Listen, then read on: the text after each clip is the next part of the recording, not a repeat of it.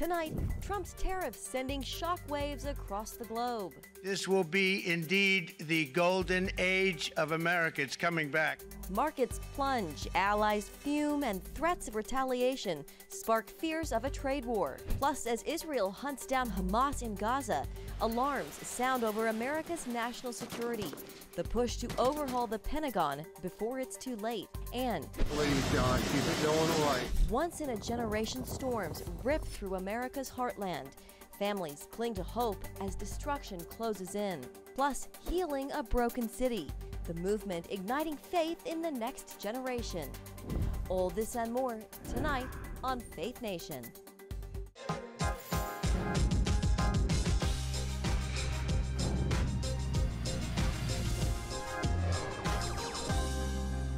Tariffs, tension, and global stakes. Good evening and welcome to Faith Nation. I'm Jenna Browder. In Washington, I'm John Jessup. Wall Street's having a negative reaction to President Trump's 10% tariff on nearly all imported goods. The S&P 500 in early trading dropping more than 4%, and the Dow fell over 1,500 points. World leaders are reacting with dismay, threatening countermeasures and calling for urgent talks to rewrite trade rules. The White House says the tariffs apply to products from more than 180 countries, and for some, those rates are even higher. China is at 34%, South Korea 25%, and the European Union 20%. The president says the tariffs will help the economy in the long run, while Democrats predict they'll hurt American consumers. This is one of the most important days, in my opinion, in American history. It's our declaration of economic independence. Republicans are crashing the economy in real time and driving us toward a recession. Today, a 25% tariff on foreign cars, foreign parts, also went into effect. All right, Mark Hamrick joins us now. He is the Washington Bureau Chief and Senior Economic Analyst for Bankrate.com. Mark, welcome. Good to be with you. Mark, we saw in early morning trading a sharp sell-off to the president's tariff, in response rather to the president's tariff announcement. How long will it take investors and businesses to sort out these new tariff plans? Good question, John. I don't think we can possibly know that answer with a high degree of confidence right now because the White House is signaling that it is not going to back down. We have fired a shot here. We don't know what the shots coming back will look like in the form of retaliation. China certainly is going to do something that's very strong. And we know the president prides himself on being a quote-unquote deal maker, but we're talking about 180 plus countries around the world. We don't have the human capital to negotiate all of those agreements quickly. So I think we should prepare for a long haul here. And the immediate implications, aside from the stock market declines, is that we should brace ourselves for price increases, higher taxes being paid on goods that businesses will bear but also pass along. And there is a risk of an economic downturn which affects jobs and incomes. Yeah, Mark, these countries that are all affected, do you think we'll see many of them relent? Do they have the luxury of saying, taking their ball and going home, or do they really kind of have to play ball here if they want to, tap into the American economy? Well, let's remember that, first of all, some of this was seen coming. The severity of it was not, in the magnitude. For example, the 46% tariff that was placed on Vietnamese goods coming into the United States. So there's no question that they want to have the U.S. as a trading partner, but think about the fact that consumers in the United States have also been willing participants in this since globalization began. The fact that we rely on these imported goods, some of which, by the way, cannot be produced in the United States. Think about things like flat screen TVs that would cost so much more if we had to pay for them. They can be produced, but at a sharply higher cost. Apple is one of the stocks that really took a huge hit today. Those products are expensive to begin with, and Apple isn't going to relocate all of its capacity in the United States. We can't grow avocados 24/7, 365 in the U.S., so fruits and vegetable prices are going to go up. Obviously, we would love to see this resolved quickly, but I don't think that's a realistic expectation right now. Well, speaking of a resolution, you had just mentioned earlier the president sees himself as a deal maker. So is there any chance the president backs off some of these tariffs if other countries do negotiate? The White House is signaling that we should not expect the president to back down. But obviously, the resolution of this would be lower tariffs or trade barriers that are imposed by other countries. But let's also acknowledge that a lot of the labeling that the administration has attached to this, such as reciprocal tariffs, has been truly a series of misnomers in the sense that this is much more than reciprocity. This is something where they came up with their own unique formula, which was not foreseen, and that's how you get to the higher tariffs. So are those countries going to want to play ball in the way that this administration wants them to play?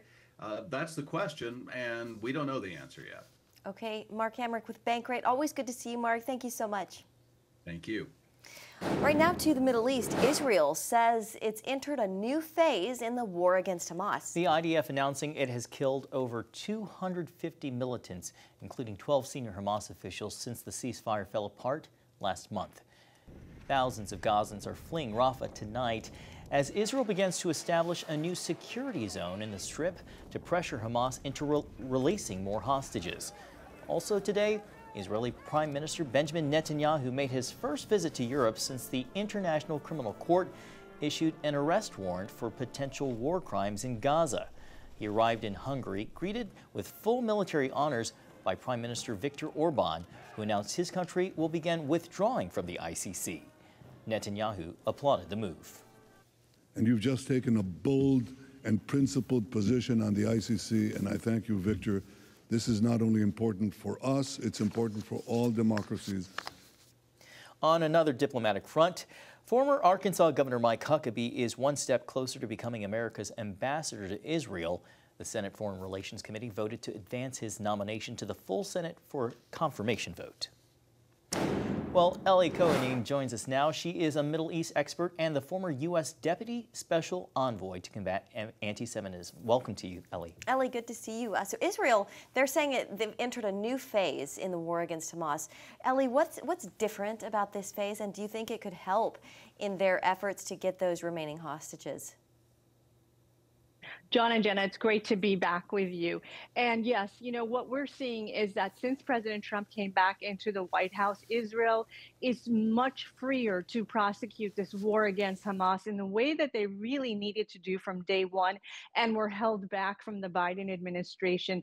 The key to that is that President Trump and the administration have now rearmed and resupplied the Israelis. As we know, Netanyahu revealed in recent weeks that Biden was holding up the munitions resupply, not just the biggest bombs, not the 2-ton bombs, but even the smallest amounts of munitions that they needed. And so the Israelis now finally have the open door again to fight for their country. And as your reporting just mentioned, the Israelis have now created a new east-west corridor in Gaza. And basically, they're fighting this war in a way that they are hoping the pressure that they put on Hamas will, number one, put enough pressure to have Hamas release hostages, or even maybe some Gaza civilians might help in that effort. And number two, oust Hamas from power, remove them from the Gaza Strip, which has been, those are the two, goals of the Israeli government from the beginning of this war. And so now I think with the Trump administration's support, they have the capability to actually achieve those hopeful goals. You talk about that twofold objective and also the security zones, but with thousands of Palestinians fleeing Rafah, how does Israel balance its military objective against the growing pressure to limit civilian harm? Well, and that's when we see President Trump's leadership again. Look, President Trump went out there on the airwaves and he said that Gaza civilians need to be given the option to leave the Gaza Strip. There's no other population in the world where there is a war going on where they live. And on top of it, when we had Steve Witkoff, the envoy, go there and come back and report that should even the hostilities have a cessation of hostilities today, we would need something like 10 to 15 years minimum to rebuild Gaza. And so the point is that there's no other population in the world that is kind of forced to stay in a war zone and forced to stay in an area that requires 15 years to rebuild other than the Gazans. And the reason that is the case is because the extremists want to continue to fester a so-called Israeli-Palestinian conflict. And so this population is used as political pawns to try to continue a conflict rather than being treated like every other civilian population and given an exit route from a war zone. Yeah, Ellie, what do you make of Hungary withdrawing from the ICC, and do you think other countries will follow suit?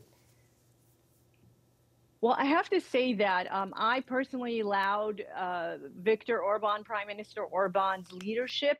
I think that he is someone to follow in the European Union.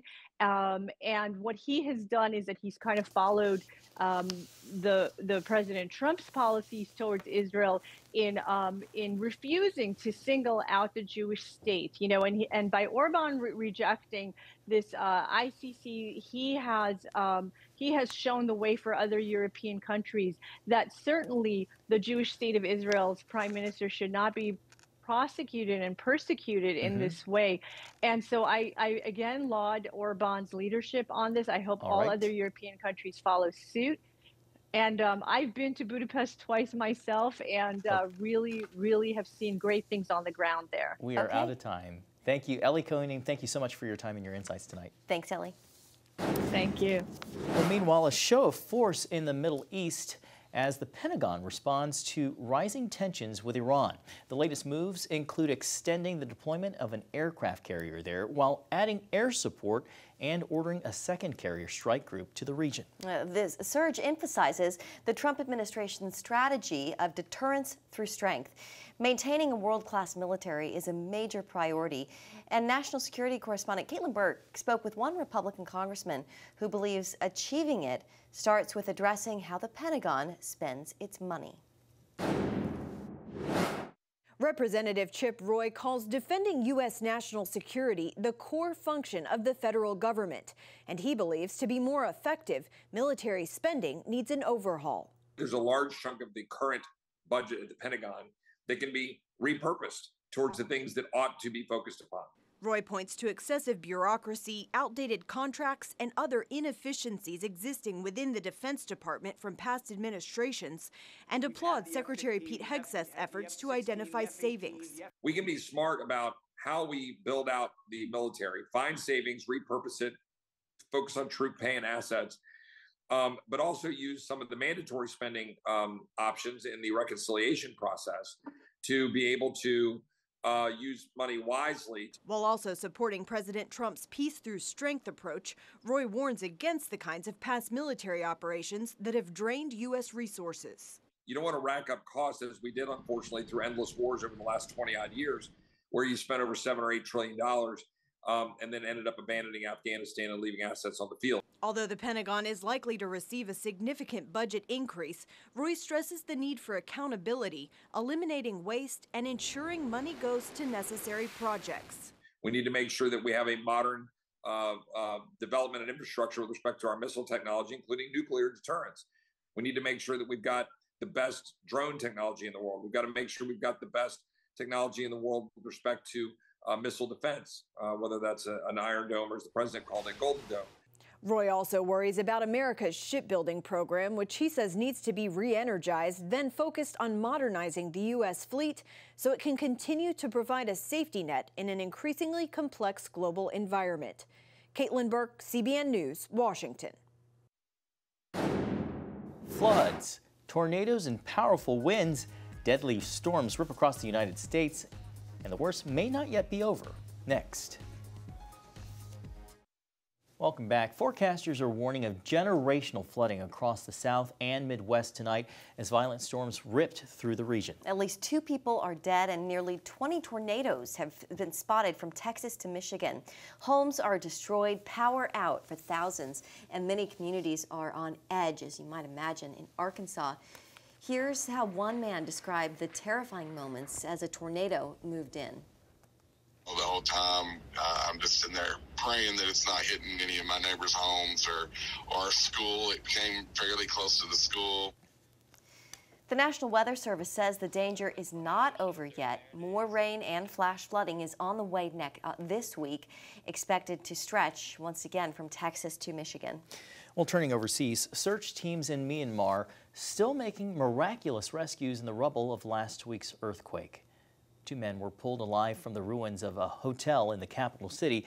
Using an endoscopic camera, Turkish and local rescue workers found one victim on a lower floor and carefully pulled him to safety. Later in the same day, they rescued another man more than 121 hours after the quake struck.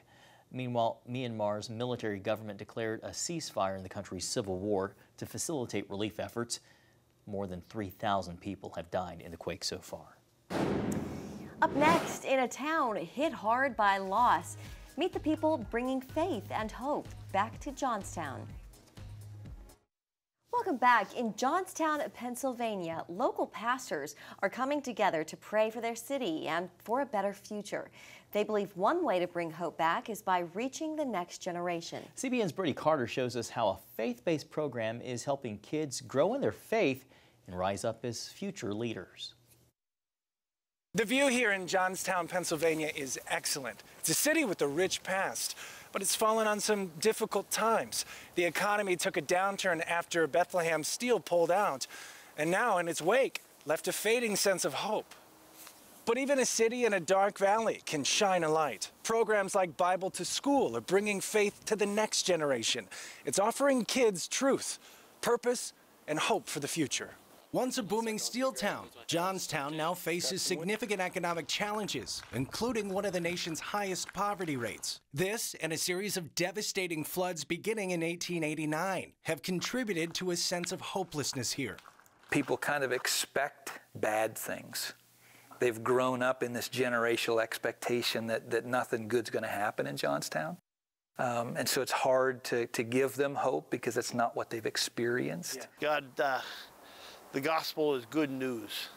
Lord, the city of Johnstown is struggling and they need good news. So local pastors are meeting for prayer each Wednesday. This week it's on city rooftops, seeking a spiritual renewal for Johnstown as more than a dozen stand in the gap for their city. And their prayers may be finding an answer in the next generation. Children here sense this hope. While student engagement can be a challenge for public schools, these kids eagerly skip lunch and recess to learn about the Bible. And who or what is the rock, that firm foundation? What does that rock represent? Jesus, the Bible. Oh, you guys are great. So many of the kids have never been told that Jesus loves them. We have conversations with them. Do you know that you are valued? Do you know that you are loved? And it's like they are hearing this for the very first time. Bible to School, a nonprofit, offers off-campus Bible classes to students grade 2 through 4 in an area where less than 20% of residents regularly attend church.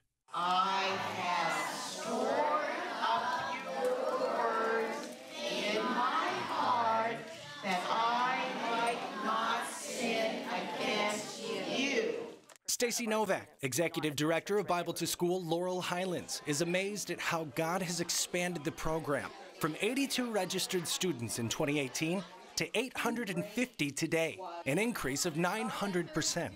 We know handfuls of families that have started attending church as a result of their children participating. So it doesn't just reach the children, it reaches their siblings, their parents, grandparents. It's helping me learn more about Jesus and God and how I can grow closer to Him. Because I was one of those kids too. I had a single parent household growing up, so I do understand and I do relate to where they're at. Yeah. And that's a lot of the passion to come back into Johnstown, is because it is a battleground. Johnstown native Katie Green leads this local Bible to School program, supported by 200 volunteers program-wide. She believes God will restore the city, starting with its children. I have always felt very strongly that within our program, we have little Davids and we have little Esthers that God is rising up for a time like this. Yet for many of these children, the challenges continue after school. Unstable housing, hunger, and loneliness are realities for many families. That's where New Day, another faith-based program, enters the picture. Well, I can tell you that our kids are the spiritual leaders in their households. We have a lot of parents who can't read or write, so therefore their children are almost like their educators. Chris Plaza says many kids would end up on the streets if not for New Day's after-school program, where they get a warm meal, the gospel message, and time together. This is why so many community leaders are offering their support. I'm excited about Johnstown. For years, everybody was down on it because of the drugs, the lack of jobs, things like that.